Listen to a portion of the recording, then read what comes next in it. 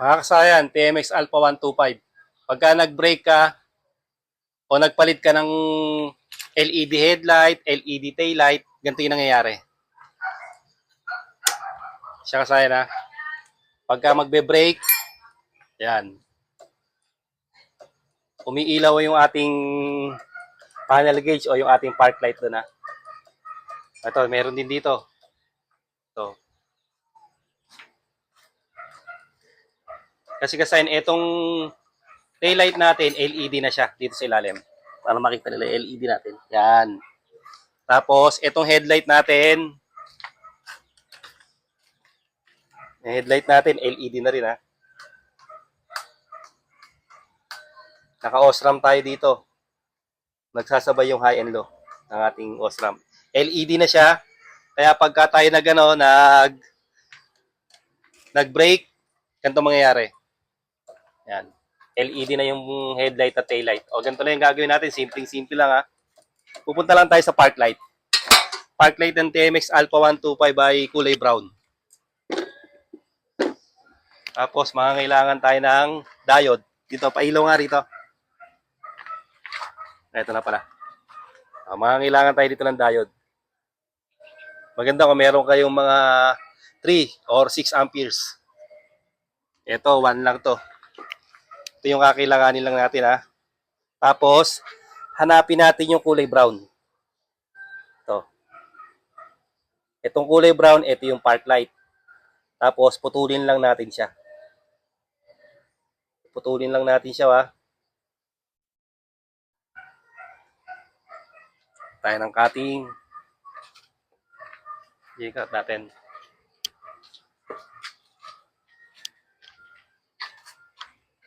Sa baba. Ito. Ito siya kasakin. No? Kung ayaw nyo naman magputol, halimbawa ayaw nyo magputol dito, no? Dito nyo naman siya kukunin. Pwede rin ha. Ito. Dito nyo siya i-connect. Yung may marking na gray, tutok mo sa may marking. Ayan, papunta siya rito sa may ano ha, dito. Ayan, papunta sa may harness ha. Kung ayaw nyo mag-connect, ganito yung gagawin nyo. Kung puputulin nyo to rito, ganito magiging forma niya ha. Ayan, ganyan. Puputulin nyo, o tag-isa sila. Ngayon, kung ayaw nyo magputol, dito nyo siya ilalagay. Ganito naman yung magiging forma kung dito nyo siya ikakawit.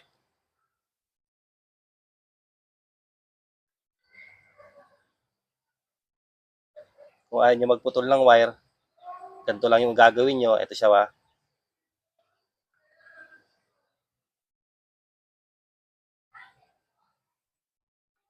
Basta kailangan malagyan nyo lang siya ng diode. Tapos pag magbe-brake tayo, pansinin nyo kasayan. Ito na siya oh. Wala na yung sumasabay dito. Wala na rin yung ano. Ang model lang natin ito kasayan ay TMX Alpha 125 pero kahit sa motor na kinabitan nyo ng ng LED headlight, LED taillight, pwede. Ito lang yung model natin. At mga Motorstar, Rusi, ito na yung color coding niya. Ganito lang din yung gagawin niya yung kulay brown. Kung ayaw nyo putulin, ganyan ha. Pagka gusto nyo naman putulin dito nyo siya ilalagay. Kasi siyempre, pag pinutol natin, mas may splice natin ang gusto. Pag pinutol natin, basta yung may marking, papunta rito ha. Yung may marking na ang diode, ayun o. Yun, yung kulay gray niya. Papunta rito ha. Sa may, sa ating ilaw. Ito yun o. Tatawid siya dito sa may ilaw natin. Ayan siya. Kaya pansinin nyo, pagka walang diode. Ayan. Pagka nakatanggal naman yung diode niya, hindi tayo naglagay ng diode, nagpalit lang tayo, ganito yung mangyayari sa kanya. Oh. Mag-ano na naman siya. Ayan o. Kitang-kita nyo yung park light natin o. Sumasabay siya. Tapos yung board natin sumasabay. Kada brake natin. O, kahit sa foot brake o handbrake ha, umiilaw yan ha. O. Kaya diode lang ang katapat niyan. Simpleng-simple lang kasi yan para hindi sumabay yung ating park light. Lalo pag may iba ka pang park light, sasabay din siya. Kung maglalagay ka ng park light, sasabay. Ito para hindi makadaan sa kanyang ma-block siya. Pag na-block na natin, wala na siya kasayan.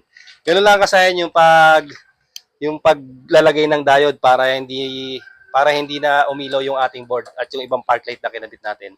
TMX 125 man siya o ibang motor. Hanggang dito na lang mga kasayan. Salamat sa panonood.